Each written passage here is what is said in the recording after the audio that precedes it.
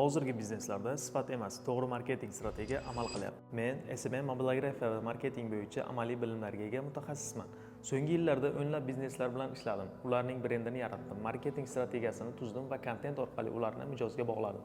Endi siz uchun eksklyuziv marketing SMM mobilografiya kursini taqdim qilaman. Kimga nima sotishni, qayerda va qanday sotishni, qanday qilib sotish, vizual va video kontentlar, mobilografiya orqali marketing asoslari bilan mijoz psixologiyasi. Bu kurslar kimlar uchun? Yangi biznes boshlayotganlar, SMMchi yoki kontent yaratuvchi bo'lish istaganlar.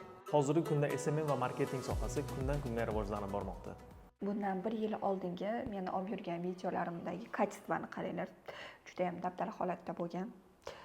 Har bitta ustoz uchun ham albatta ustoz kerak. Men bundan bir necha oy oldin o'zimni shaxsiy kursimni ochish va o'quvchi o'qitish bo'yicha fikrga kelgandim, lekin bu fikrimdan qaytdim.